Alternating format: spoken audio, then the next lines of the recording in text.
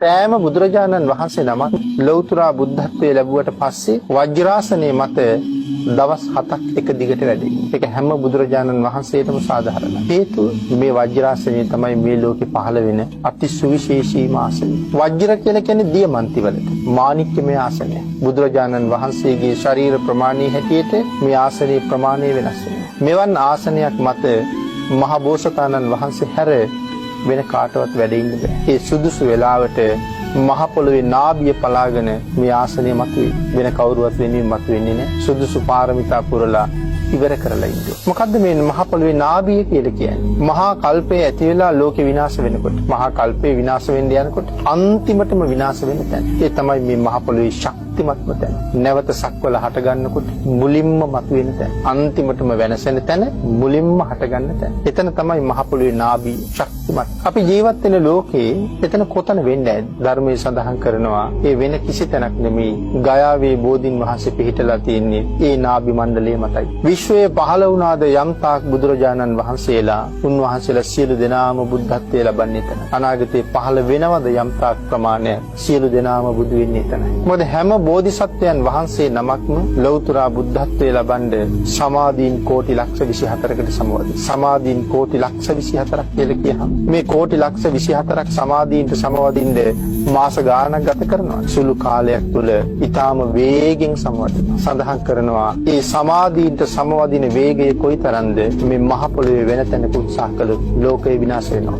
ආන් ඒකයි හැම බෝසතාණන් වහන්සේ නමක්ම බෝධි මණ්ඩලයේ ළඟට වයි. ඒ සමාධීන්ට සමවදින වේගය දරන්න පුළුවන් තැනක් මේ මහ පෘථුවියේ තියෙනවා නම් ඒ ඔය බෝධි මණ්ඩලයේ ළඟ විතරමයි. ඒකේන සුදුසුම තැනයි වජ්‍රාසනයේ පහළ වෙන්නේ. ජය ශ්‍රී මහ බෝධිරාජයන් වහන්සේට පිටුපාලා වැඩ ඉන්නේ මේ වජ්‍රාසනයේ මත. ඒකට කරුණු අපේ බුදුරජාණන් වහන්සේ තව තැනක පැහැදිලි කළා.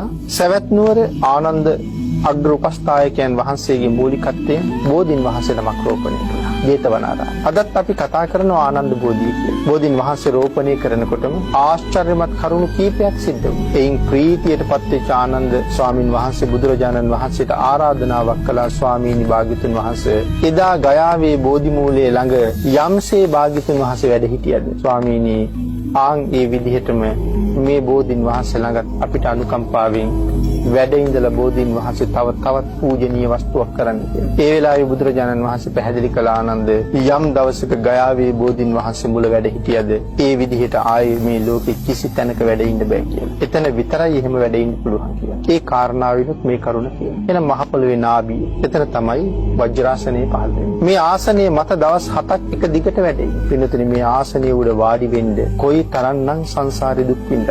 බණපද දෙකක් අහලා රහත් වෙන්න පුළුවන්කම තිබිච්ච සුමේද තාපසතුමා ඒක අවස්ථාව මගහැරලා මහා කල්ප අසංඛ්‍ය 4කුත් ලක්ෂ එකක් මේ සංසාරේ අපායේ තිරිසන් ලෝකේ පවා ගමන් කරමින් අනන්ත දුක් විඳමින් පාරමිතා පිරුවේ. ඔබත් මමත් සංසාරයෙන් එතර කරන්න ඕන නිසා. එහෙනම් තව විදිහකට කිව්වොත් ඒ පාරමිතා පුරන්නේ මේ වජ්‍රාසනයේ මත ඉඳගන්න. තවත් විදිහකට කිව්වොත් ඒ ලෞතර බුදු වෙන්නේ මේ වජ්‍රාසනයේ මතම තමයි. එහෙනම් මේ ආසනයේ මත වැඩ ඉන්න විඳලා තියෙන දුක්ඛන්දරාව මේ ලෝකේ කාටවත් වචන වලින් නම් කියන්නේ. එහෙනම් ඒ ආසනයේ මතින් නැගිටින්නේ නැතුවම මහබෝසතාණන් වහන්සේ ලෞතර බුද්ධත්වයේ ලැබලා මෙනෙහි කරනවා මම මෙතෙන්ට එන්න කොයිතරම් සසර දුක් විඳලා. ප්‍රීතියෙන් ප්‍රීතියටපත් වෙන උන්වහන්සේ ඒ බලාපොරොත්තු මුදුන්පත් වීම නිසා. ඒ හින්දා දින 7ක් ඒ වජ්‍රාසනයේ මත වැඩි.